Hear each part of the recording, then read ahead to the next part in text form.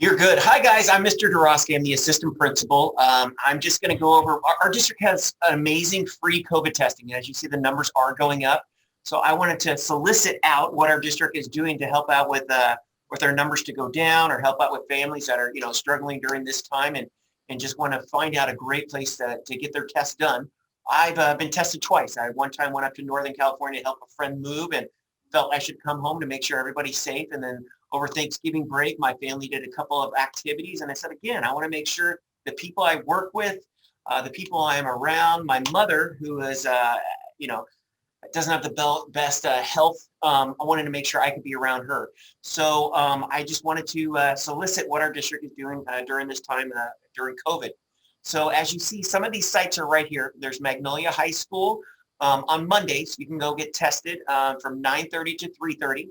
I'll go into more about the hours. Also on Fridays at Anaheim High School, you can go get tested from 9:30 to 3:30 also. So those are two of our areas which are free COVID testing.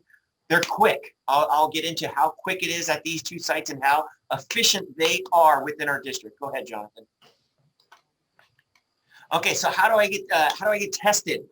What you do is Jonathan has a link, and it's the Fulgent COVID link from the district. And there, once you click on that link, you just have a couple questions you need to answer. That is it. So you answer, I want to make an appointment, and have you been around anybody for the last 14 days? I have not been around anybody that has COVID, but I still wanted to get tested. I haven't shown any signs, but the more people that get tested that are negative, obviously the numbers do go down, and so our percentiles are not as high. So again, I did it for the purpose of my family and my friends that I am around. Have you attempted to contact your provider? So what it is they're going to ask for insurance. You don't need insurance, though, at all to go get tested. Okay, I did put my insurance information. So if you put yes, all you're going to do is put your insurance information in. I think they just want to see who has it or not, but they're not going to charge your insurance company. Don't worry about that at all. Are you an essential worker? It's just a couple more questions, and then it asks, give me an email. So they want your email because that's when you do your appointment time. So go ahead, Jonathan. Where do I go to get tested? So if you have an appointment, you can just, you book it 4 days beforehand at Magnolia or Anaheim High School. And that's the best way to go because I literally, one day it took me 5 minutes to get through. And then on Monday, it took me 30 minutes to get through. That is it. If you just show up, it does take longer, roughly between 60 minutes to 2 hours. So on Mondays right there from district, if you're a district employee, 8:30 to 9:30. If you have an appointment time, that is all the way till 3:30. So again, you just drive up, you sit in your car, and you go from there. But you can show up anytime. So if you just show up in your car, they're going to ask you just to park. You're going to call a phone number. They're going to ask you a few questions, and then you just get back in line. Thursdays, if you are a district employee at Magnolia, you're going to be able just to show up there and get tested. Fridays, Anaheim High School. Anaheim High School is just like Magnolia. If you have an appointment, you show up, you get through in 5 minutes to 30 minutes. Very, very basic. And then if you just want to show up again, you can just show up there. It'll take between, like I said, 60 minutes to 2 hours, just depending on the line. Go ahead, Jonathan. What's the cost? They will ask for insurance, but it's completely free. I mean, that's the great part about it. It's completely free. I would say when you're filling out the online form, just make sure you have an insurance number with you and also your group ID. Because they're going to ask for those things just in there. They just want to see who has insurance and who does not, but they are not charging your insurance company. Go ahead. How does the testing work? It's quick. You sit in your car. You don't get out of your car. You take this Q-tip. You rub it up one nostril. It did make me sneeze. Not a big deal. You rub it up your second nostril for 10 seconds. You swirl it around, and then you stick it in this little container. From that container, you seal it, and then you go put it in this bin, and then you drive off. Okay, so it's very, very basic. And like I said, I've done it twice. Mr. Klatzker's done it a couple times because he's got the same thing at home. And his father is at high risk, just like my mother is. We just want to make sure everybody is safe. Next slide. How do I get my results? Super basic. You can choose to get it texted to you, or you can choose to get it emailed to you. I choose the text. You'll get a text that comes up. My first time I did it, it took about 36 hours to get my results. And there you see I was negative right there. I just did it again on Monday. Those results took about 56 hours because at Magnolia, they said they did have 700 people that went through. But that's how easy and basic it is. And I feel better about myself being around now my mother, being, of course, my kids are going back and forth to any activities because, my kids have gotten tested too. So super, super basic. Go ahead and get tested. You'll feel better about yourself. And then once this is all the way, you can say, oh my God, I did the coronavirus test. And it was very basic. That's it, Jonathan. I got to get to my next meeting. You guys have an amazing day.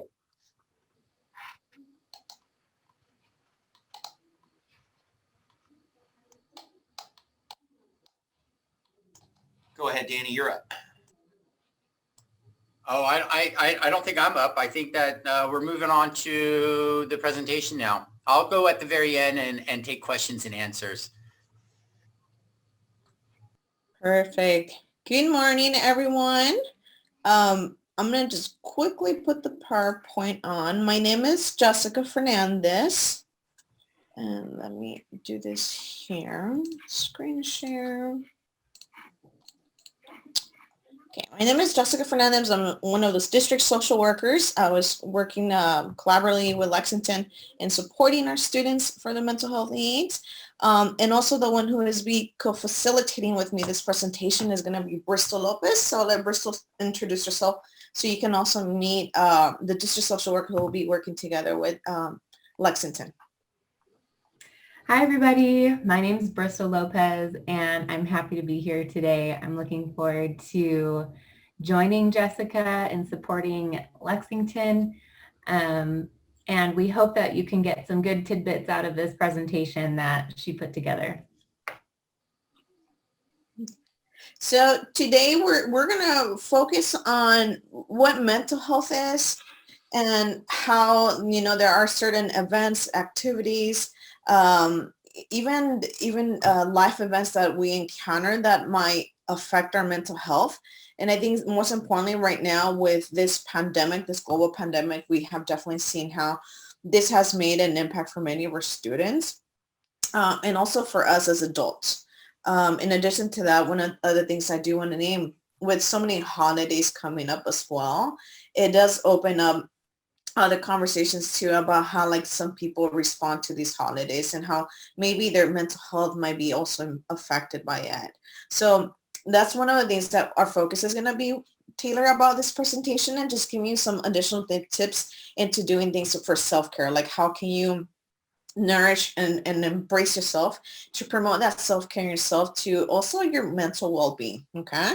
So the ultimate objective about this presentation is understanding the mental illness, how it impacts each individual, also how to seek for help, who can we reach out for support. And we will be having our Boys and Girls Club joining us at the end, and they're going to share a little bit more also about how they can also support like the mental health need of our community. But also we want to just pack you up with some self-care kits or tools that you can do to not just for yourself, but you can also practice this along with your family. Okay. So one of the two things just I want to point out, we tend to hear the word mental health. We also tend to hear the word mental illness, right? So those are two different things. One of the things I do want to acknowledge is like when we talk about our mental health, we're talking about well-being. Okay. Our well-being includes from like how effective we are to function, making executive decisions, from also being able to determine like, what best choice it is, and being able to connect with peers, being able to make those healthy relationships.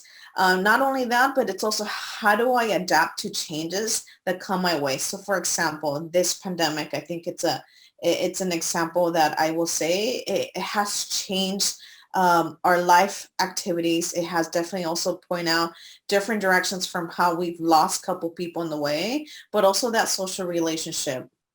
With many of our students right now, that piece is so significant too, because they've either transitioned, for example, from elementary school to Lexington, which is a new school environment. But in addition to that, it's like they probably don't know people, right? So it's like, how are they adapting to these changes? So that's part of our mental health. Like, how do I be able to determine and handle some of the stress, and also being able to relate to other people, making some executive decisions. In our mental illness, it's a different component, right? It is a combination of of an illness which changes how we think, our emotions, how we behave, also how we function. And so in this aspect, one of the things that I do want to point out is that it disrupts how a person may think, how may they feel, but also what their mood is like. It's also being able, how do they relate to other people and just their daily function. So what I want to just bring some awareness is like, how do we bring some insight into looking at some sort couple like warning signs, like if I'm seeing myself or if I'm seeing my child or family member, like how do I support their mental illness? How do I support their mental well-being? Okay.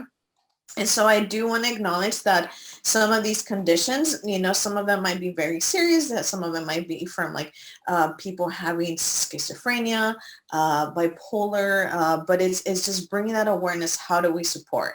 And so I think it's important that if we start early, we can connect into appropriate services to receive that treatment, but also acknowledging that, they have a support system. How can they better support? Okay. So I'm just going to talk about a little bit more about what mental illness is. As I mentioned earlier, some mental illness could be something from depression to schizophrenia.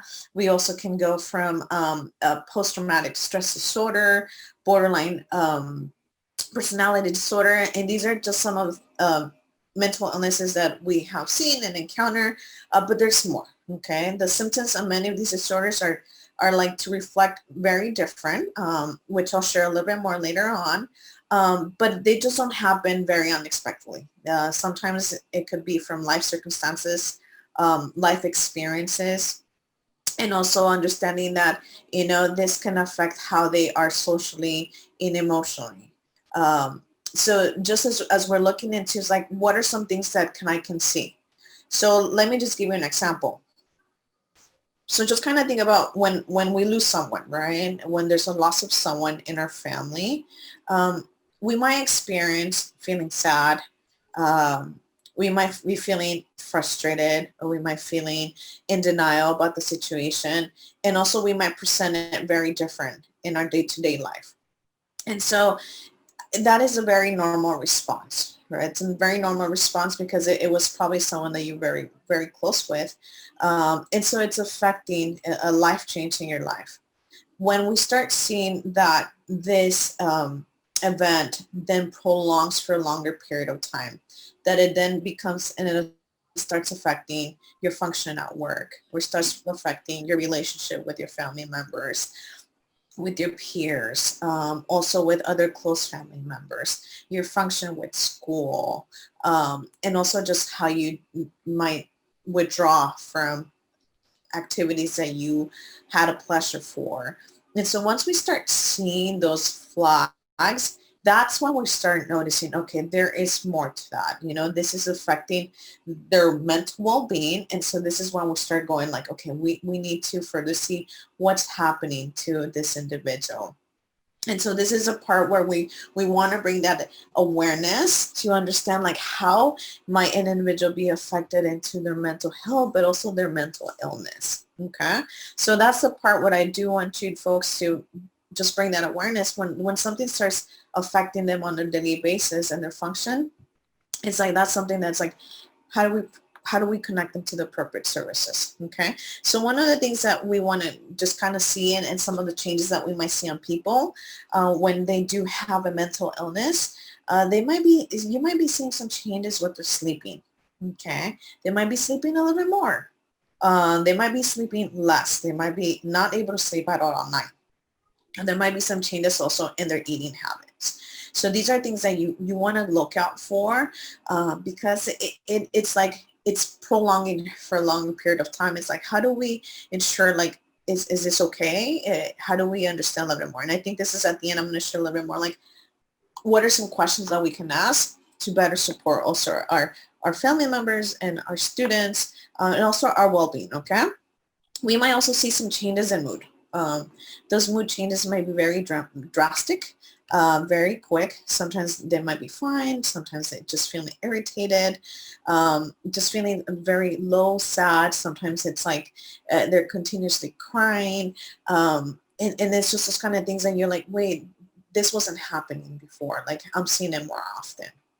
In addition to that, sometimes we will see that social withdrawal, or they're withdrawing not just from social groups, but also withdrawing from like their preferred activities or things that they enjoyed doing before.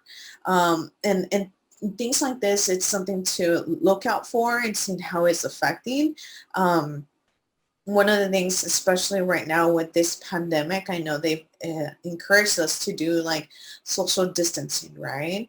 But this doesn't mean that we cut our relationships where you don't call them over the phone or maybe through Zoom or some sort of like connection through like your mobile devices, right? One of the things is like finding like, how is this affecting the well-being of an individual? So just kind of things to look out for. Also like just the drop in functioning. It's like that if before with school, for example, it was like the student was on top of assignments. They were able to like be continuously assisting to school. They didn't need prompts, but now it's like there's no interest. Like I'm deciding not to participate in any sports or any activities. So again, even with school participation, that is something that definitely to look out for, because that's when we start seeing how this is affecting their mental health. In addition to that, as if you're employed, right? It's like you're continuously calling in sick. It's like, I don't have that motivation to come into work. It's affecting just my job performance. That definitely is something to look out for, because you want to ensure like, how do we continue to connect them again? The other part too with our mental illness part is we start noticing difficulty problem solving, or even just thinking things through. Things might get forgotten in multiple occasions. Might have some difficulty concentrating, even like with small tasks, like being able to do something like, what was I supposed to do? Or even sometimes I know it happens that there's a reminder, there's a planner set on the table, everything, like you kind of have things structured out, but it's like I just completely forget to follow through. These are things that we might see people experiencing through having some mental illnesses. Okay. The other thing too is just the apathy, the loss of initiative or desire to participate. Again, low motivation. This comes in different ways. It could be low motivation with school, low motivation with connecting with peers, being involved in family activities, and also just feeling disconnected, or like they're not feeling understood. It's like I'm alone on this. Nobody understands me. And so one of the things that I want to bring this into the table is that we do know, and study has shown that 1 in 5 people have some sort of experience mental illness. Okay, so I know sometimes this could be like a stigma where people don't feel comfortable talking about it, where it's like, how may I be perceived? But one of the things is like, I want to just bring this to you and bring that awareness that you're not alone. Okay. There is support available. And so I think being able to talk about it, and even having like, I'm glad Jonathan and the school team has these conversations too, because we bring that awareness. We want to normalize some of these experiences too, to ensure that you're not alone, and how can we better support you. Okay. And in addition to this too, is some people with mental illness also may encounter some illogical thinking. Okay. These might be some illogical or exaggerated beliefs about even personal powers, or even magical thinking for younger children too. This might also be like distorted thoughts that people might encounter. And some of them might be like, in this world, just everyone's bad. I'm not in a safe space. So these are just a couple of things to look out for too. But also that fear, it's a continuously fear where it's affecting daily function. It's such a strong fear that sometimes it might inhibit people from leaving their homes. It might inhibit people from even trying to do activities that they preferred. Okay. You might also see very unusual behaviors.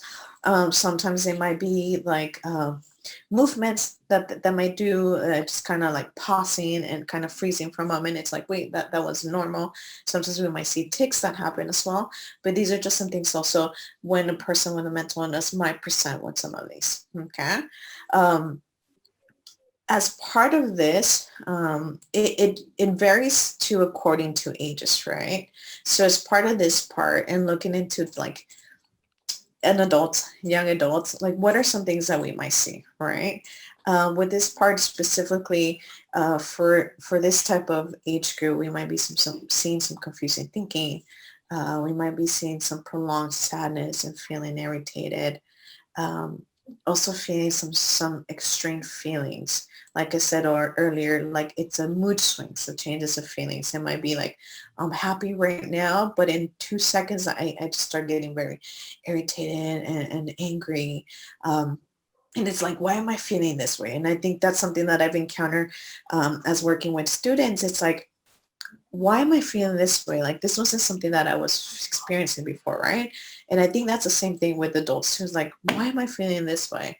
So it's just understanding some of the things that as adults and young adults might also have experienced. We might also, like I said, encounter some hallucinations where you're hearing things, where you're also seeing things. And also some of the other things that I do want to point out is that sometimes because of the mental illness that's experienced and the stress level, sometimes it's a higher probability that people might engage in substance abuse just as a way as to cope with things in order to just kind of reduce some of the pain. Or some of the stresses that they might encounter.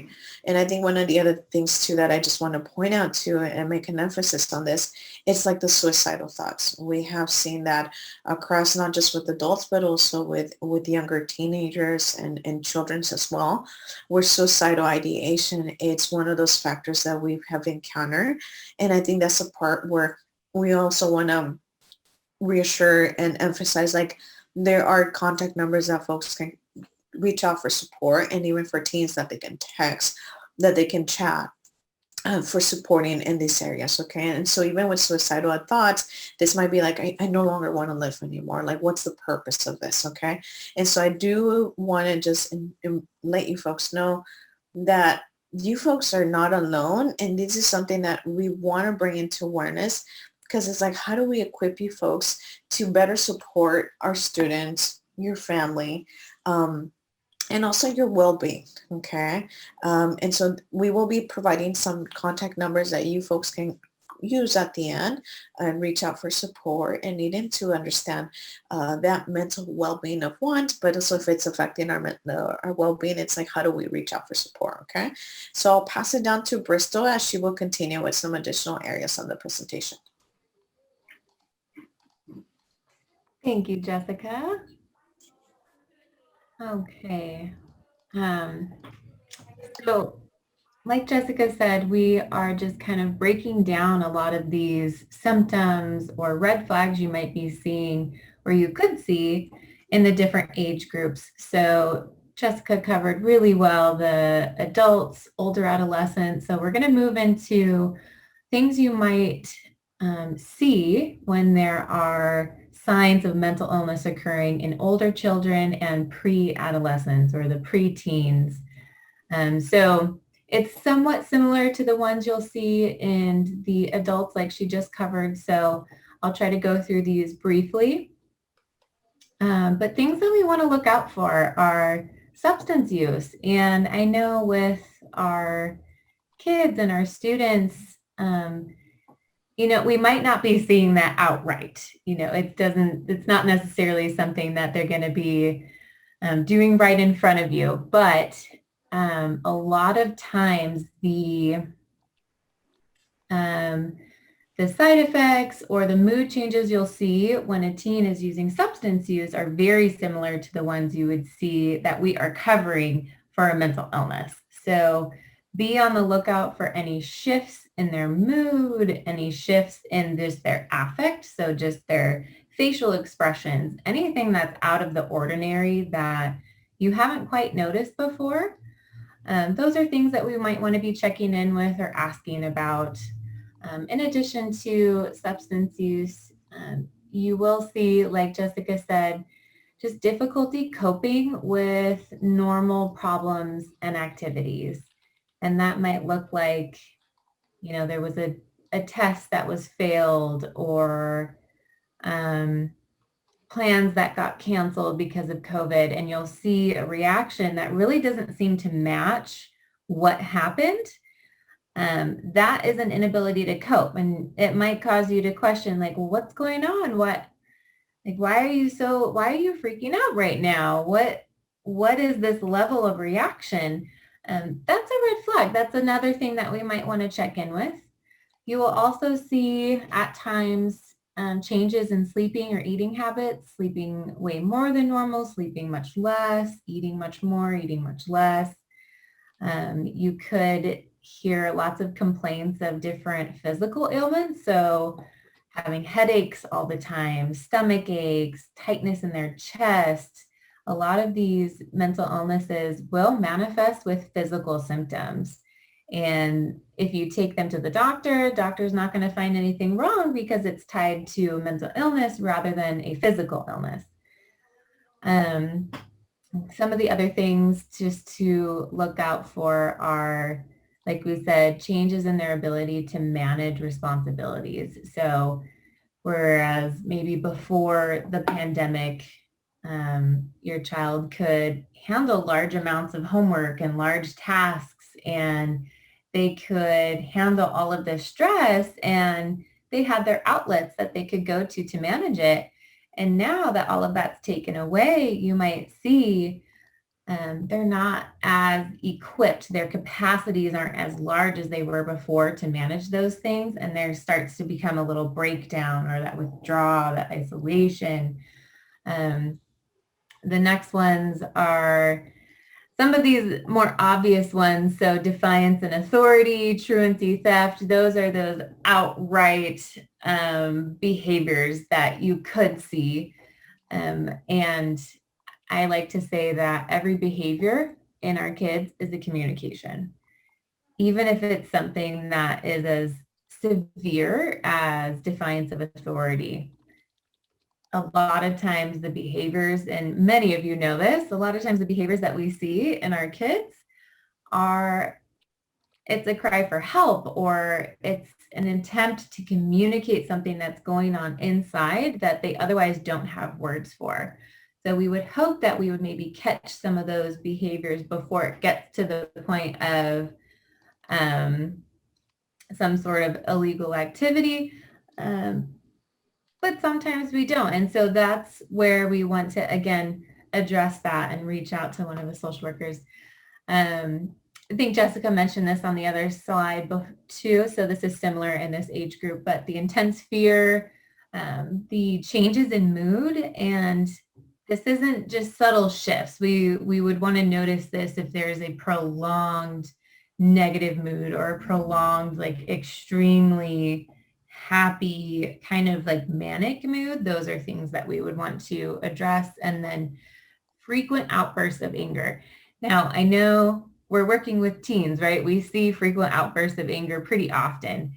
That's not uncommon in this age group, but what we're talking about here would be frequent as in every day, multiple times a day. And like I said before, where the reaction does not match what happened.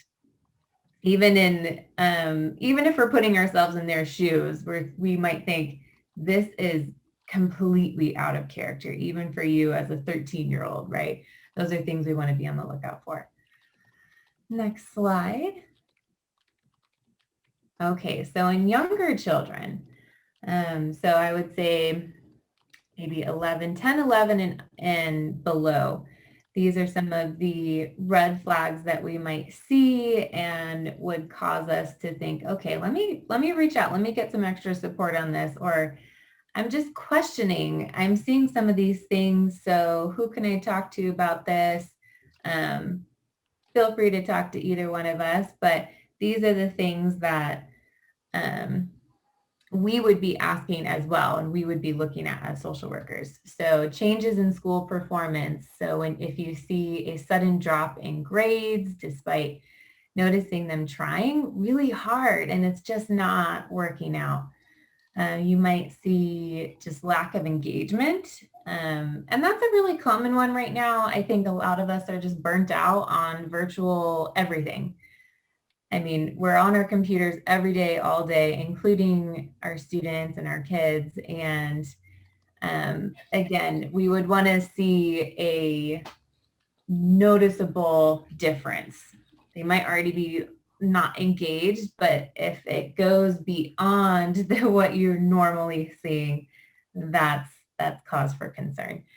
In younger kids too, you might see changes in sleeping and eating. You might see excessive worrying or anxiety. For little ones, it's refusing to go to bed, refusing to go to school, or worrying if you're going to leave the house, worrying when are you going to come back, asking a lot of questions, or you might also see some of those physical symptoms as well. Again, that's the little one's way of communicating that something's not right inside that I just don't have words for. Another one is hyperactivity. So on the go all the time, like they're a little Energizer bunny, like a motor is attached to them and they're just going and going and going. And a lot of the little ones do that anyways. Again, this would be like excessive, right? All right, sorry, I'll wrap this up pretty quickly. Another sign would be persistent nightmares. So all of us have nightmares from time to time, but if our kids are having it every day, every night, that's cause for concern. And then similar to the older kids, but persistent disobedience or aggression, so that defiance of authority, those outright defiant behaviors, more than normal, so more than your normal tantrum, those are things that we would be on the lookout for. All right, I think we can move on. All right, I know we're giving you a lot of information.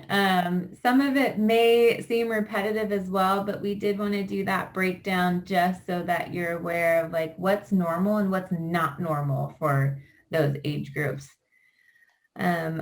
All right, moving in or shifting over to the self-care.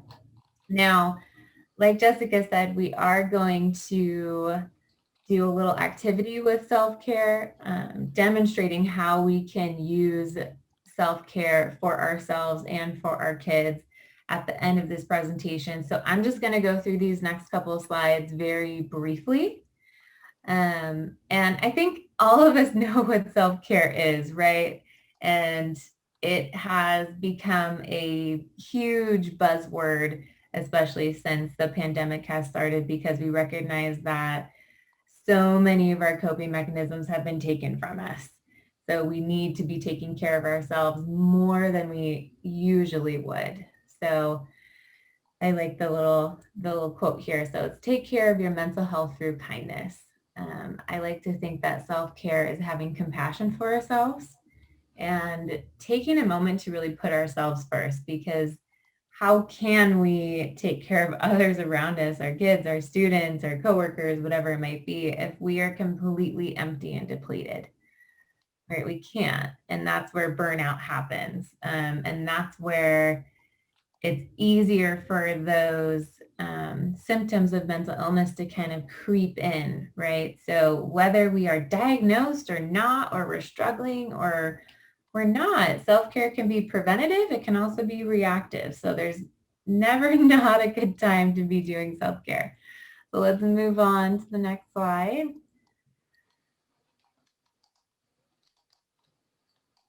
Okay, so typically when I'm working on self-care plans with students that I'm meeting with, I have them break it down into different categories, because self-care can take many different forms. So we have physical self-care for one, and that's just taking care of our bodies. So eating healthy, drinking water, getting our exercise in, going for walks, just getting outside, getting some sun, maybe taking part in some new activities that we haven't done before, we haven't really thought about, going to the park or just having a picnic outside. Those are things that maybe we didn't have time for before, and now we have plenty of it.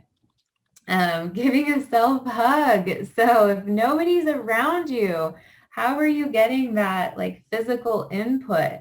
So maybe getting a weighted blanket or wrapping yourself up. Honestly, just loving on yourself in whatever way that makes you feel filled up and loved. Next one. Okay, another portion of self-care is social emotional self-care. So how are we taking care of just our souls, our hearts, our minds?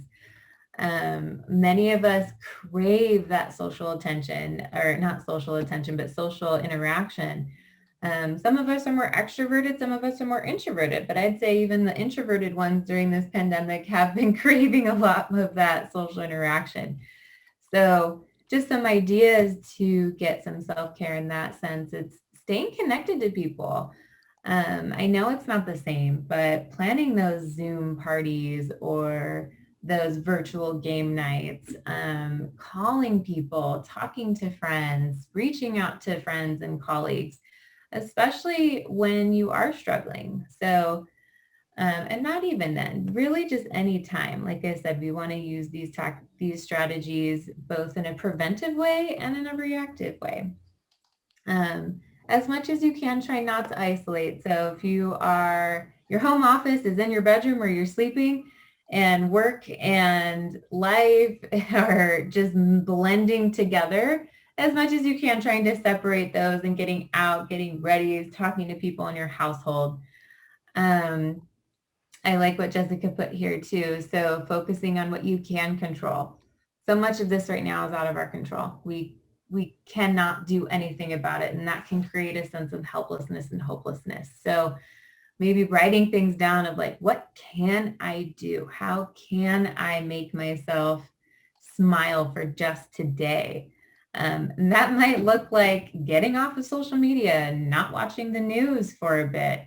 If there's certain people on your feed that cause a reaction in yourself, just muting them, not looking at their feed. Those things can be very healthy for just our minds overall. All right, next one.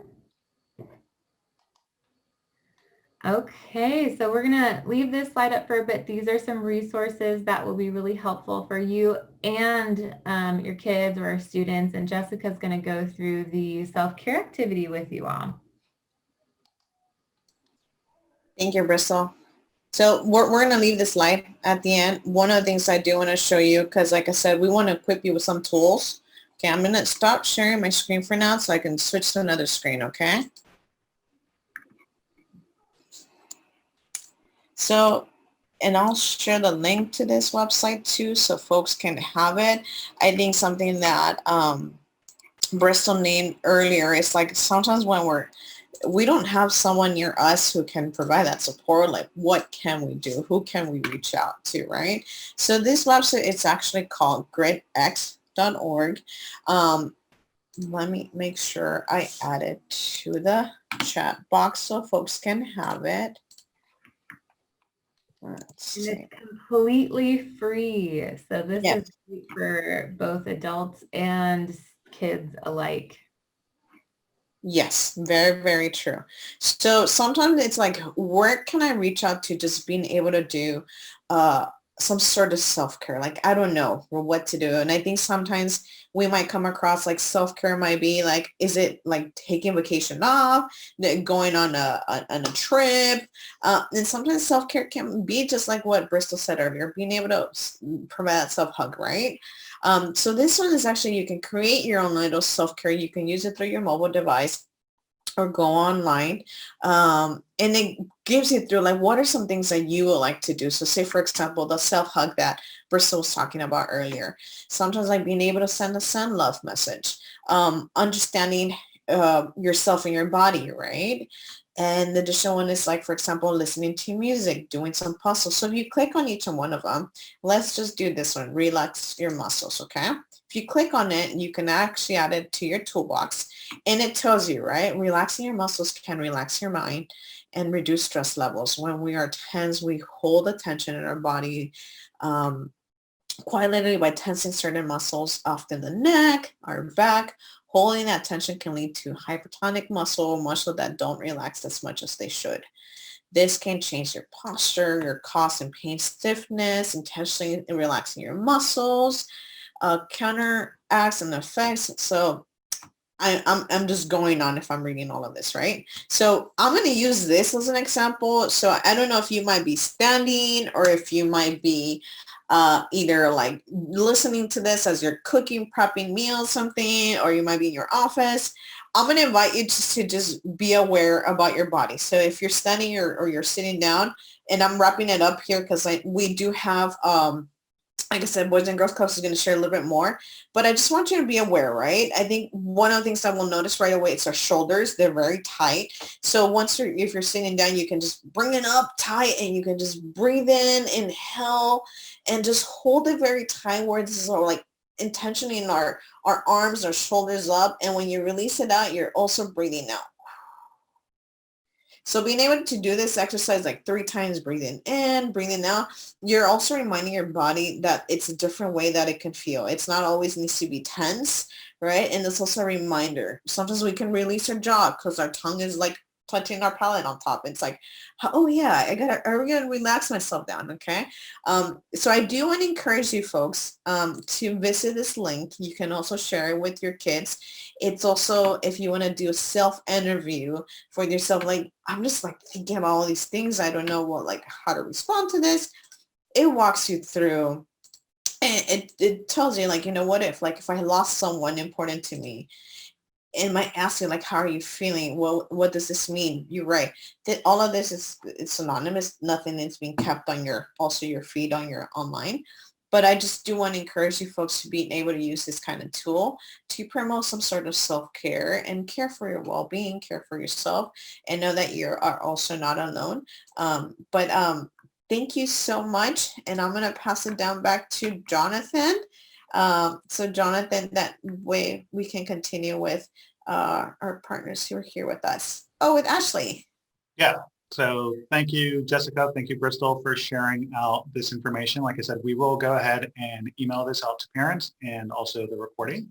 But now we want to go ahead and introduce Ashley from Boys and Girls Club. She's going to be sharing some of the resources, some of the programs that they have going on in their facilities that kind of touch into our mental health piece. So Ashley, you have a co-hosting right, so you feel free to go ahead and share your PowerPoint. Well, good morning, everyone. Thank you so much for having me, Jonathan. We're just really excited to, again, connect with you guys in the Lexington community. We are, as a site, literally a couple blocks away. Normally, our students are walking straight from Lexington over to our club and hanging out with us after school. But it's looked a little different for us, just like for you guys. And we just wanted to share kind of what we've been up to and how we've been addressing this topic specifically at our sites. So for us, let me try to, my mouse has disappeared in this one. That's interesting. I'm going to go ahead and stop the share really fast, or try to do it differently. Goodness. Normally on my work device, it looks a little differently. So I love when you try to do it from a different device and it starts looking all funny in the format. But I'll go ahead and move to the next slide and try to make it a little bigger. So this is our general flyer. I'm a teen program supervisor specifically for our Bandai Teen Center, which is at our Cypress site. We have been doing kind of a hybrid model for you guys where we recognize a lot of our students just needed support during their school day as well as after school. So we have a kind of hybrid model where we have students in club for their school day. We help make sure that they're getting to their classes, that their assignments are going smoothly. If they need extra assistance with their homework, we're there to help them with that. So we have students all day, and then after school, we get to be the traditional club and do the awesome activities that we would normally do, just in a much pared down, a smaller group than we have in the past.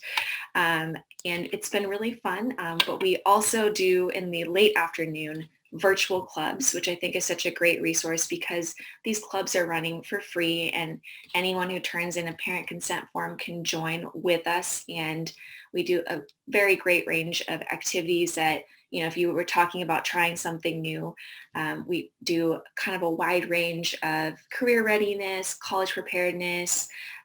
We do art activities, we do game nights, we do Netflix parties, we do leadership. We do so many different clubs that are just really trying to balance out and enrich what their afternoons are. But specifically for stress and mental health, we do have a club in particular that we formed to kind of give them an outlet and to really be intentional about listening to them and getting them more resources. And this club is called Teen Talks. It's on Tuesdays on Zoom from 4 to 5 p.m. It is ran by our really awesome MSW intern, Miss Tiara, and she is kind of facilitating these open forum discussions. We really focus a lot on self-care and stress management, just organizational skills. The teens have gotten to have a little input to what topics they're really truly interested in and want to know more about. So it's really been a great resource for our members so far, because it really is that outlet if they're feeling stressed from school, if they're feeling stressed from just like the virtual and feeling that they're trying to figure out the formats or whatever is going on at home. This has been the place they really get to talk in a group and reach out to us.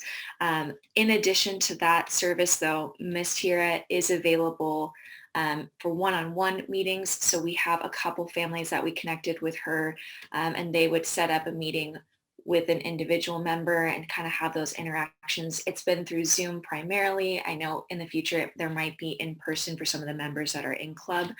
But again, it's just trying to get that support to our teens that really need it. And it's been really nice, I think, honestly, for our teens as well to kind of learn these new skills.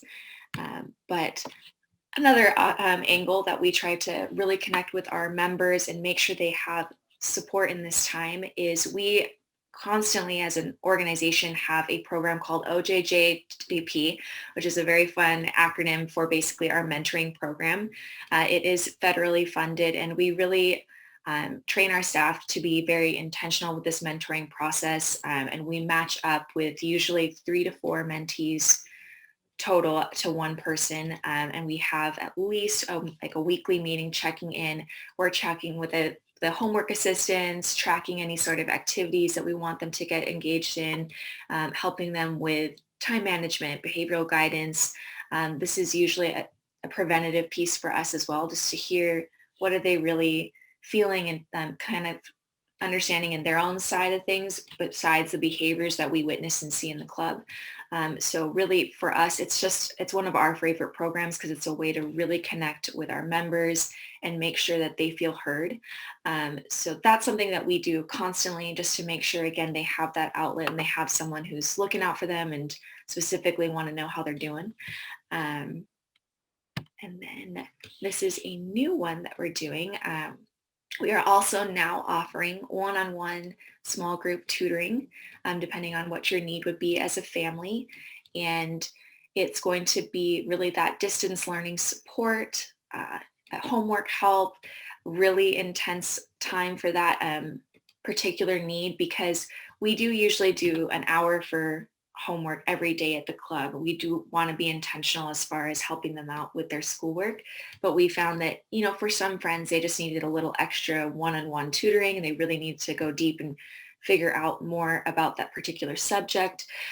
So that's why we wanted to offer this in addition. It does take place at our Cypress Clubhouse, which is pretty close to Lexington, like I said, a couple blocks away.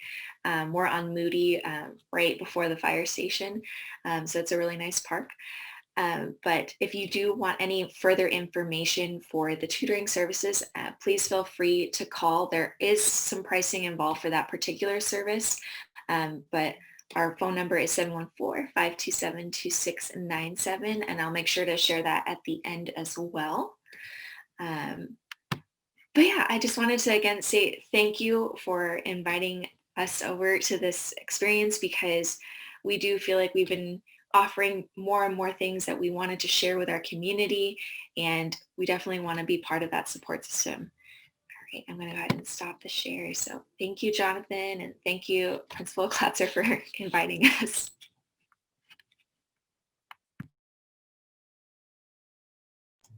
Okay, Jonathan, do you want to take us to the next section, or are we going to? Yeah, just if we have any questions for Ashley or Jessica and Bristol, we could answer a couple questions, and then we could go move on to any district updates.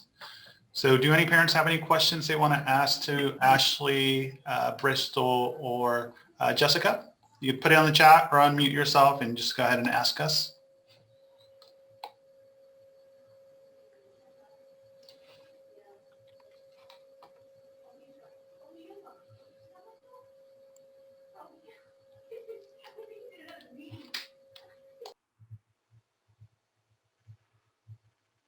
Okay, no. No? Okay, well, thank you guys very much. I think we will share off their contact information. If you did want to reach out to them privately, we'll go ahead and do that. And then you could always call Boys and Girls Club as well to get more information. Like I said, we will share this PowerPoint presentation and video later on today. I just want to thank Bristol and Jessica for putting together their the mental health presentation for everybody. It's really important. And Ashley, thank you for being here. It's great to have these resources in our city so that kids can have these places to go and reach out. And it's important for parents because sometimes we don't know where to go or what to do. And that's an important piece. And, you know, I always see that our usual parents on our Coffee with the Principal, and always do that invitation to invite other parents and families to be a part of this. Because there's a lot of, we present a lot of these resources, and sometimes we don't always know where to get them. So again, Jonathan's going to send out this information. We always have these updates in our Monday memo. But even if you have questions outside of this, feel free to email us. We'll answer them. Jessica or Bristol will get back to you, or will Jonathan. Okay. So at this point, we'll go ahead and open it up for some district updates. We have a pretty big district update, and we'll do it like we typically do, where you can ask questions in the chat box, or you can unmute yourself and ask questions. Bristol and Jessica and Ashley, you're welcome to stay and participate in the remaining part of Coffee with the Principal, or you're welcome to, you know, log off if you have other things you need to go to as well. One of the biggest updates is that on December 1st, we had a board meeting. It was a special board meeting, which is going to be postponing the return date for students to the beginning of fourth quarter. So as of right now, March 15th is going to be when students are returning to our AUHSD campuses. That is going to, and this is due to the increase in COVID cases in Orange County, being that we're in the purple tier. And so for the abundance of safety and caution, they have postponed the timeline. Now, that does not mean that there can be they might adjust that, but as of right now, it is happening at fourth quarter. That also means that our teachers are going to be in line with that. And they will be returning back to campus probably before that time period to get themselves prepared. So at this point, there will be, we're going to stay in the virtual learning environment, the remote learning piece. We do have our survey that closed. We ended up with a little over 35 to 37% of our families wanting to stay in virtual learning. But we are going to continue in and deepen our instructional practices in virtual learning right now. And we're reevaluating how we're doing instructional practices, what is the best effective way to reach out to students, how we can continue to incorporate students and engage them long distance. The other recommendation was that upon return in second semester, January 4th and January 5th, which is a Monday and Tuesday, that is going to be now just a regular school day. Before it was going to be a teacher day, and now it's a synchronous day and the asynchronous day. So those are going back to our normal calendar. The end of the semester is in 2.5 weeks. I can't believe it has gone by very fast. We are going to have the very last week of school. There is a minimum day on that Friday, and that is the 18th. And so we will be doing a minimum day. That schedule will be sending out to you very, very shortly. So at this particular point, that is probably the biggest news that I can share with you, which is the return of students. And this was very much discussed, talked about in terms of the test positivity rates that are happening in our zip code and in our surrounding zip codes. And so if you do want to see where we're at and what helps guide these policies, you can always go to COVID OC in Google, and I'll put it up, the website. And a lot of this information, this is on the website, okay? And you can go there, you can look at the data by zip codes, you can look at the data by Orange County, and you can see where we're at. In regards to, remember, the district still works in conjunction with other health agencies to talk about trends, where we're at, what is the biggest safety piece. The schools are safe in terms of when staff is here. We have a lot of process that's in place, but at this point, we are not able to reopen, and we're postponing that piece. Can I invite you to ask me questions in regards to this, if you have any? Okay. This messaging will go out again on Monday in my Monday memo as well. Any questions in regards to this piece of information, which is probably the biggest piece? Okay. Other than that, we are wrapping up the semester. Continue to encourage your students to be on camera, work hard, and have those opportunities. I promise you that there will be opportunities for your students to make up work, to take a look at what's happening in the classroom. I know our teachers are looking very, very closely at the differences this year than last year and how we approach instruction and grading.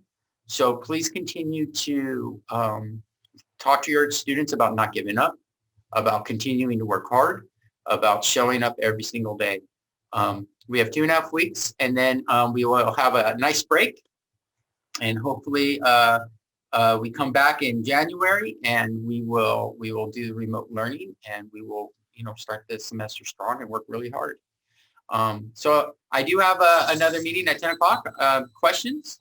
Mr. Klatzker, Yes. so that if the hybrid and in-person lesson is pushed back to the fourth quarter, then for the third quarter, we are staying same schedule as now?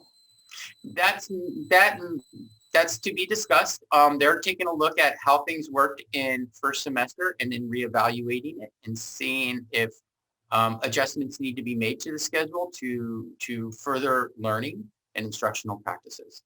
For the remaining part of this semester, yes, we will stay in our schedule. But as we kind of move into next semester, everything is being adjusted and things are flexible. Thank you. I see that there is a comment in the chat box. If Ms. Sinfield, if you would like to, it doesn't look like it's a question. If you'd like to ask a question, be happy to answer it.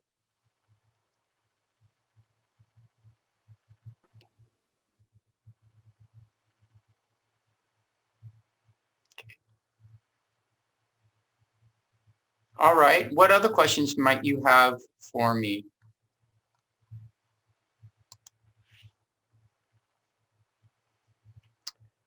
Okay, at this point, it is 10 o'clock. Again, I wanted to thank Jessica and Bristol, who are our social workers. They are district social workers in terms of that they're not, when we talk about social workers through the county, they don't serve the same purpose here at the school site. Our social workers work very closely with our students and work closely with our parents to provide resources and to provide mental health education and to be able to work with the schools in terms of how to better service our students, especially during this time, which is really, really important. So Bristol, Ms. Lopez will be joining us here at Lexington and Oxford. Okay, and we lose Ms. Fernandez, but she's going to do really well over at Magnolia High School. And so that's why both Ms. Lopez and Ms. Fernandez are here with us today. And then always thank you, Ashley, for being a part of our community. And if you have any questions at all, Ashley, you may stay on. If parents have individual questions for you, or Ms. Lopez or Ms. Fernandez, they can talk to you. I do have another meeting, a training at 10 o'clock that I have to go to. But always, if you have questions or, even comments, you can certainly email me. And then I look forward to seeing all of you guys again next Thursday for some more updates and more questions for me. All right. Bye, everyone. Have a great Thursday.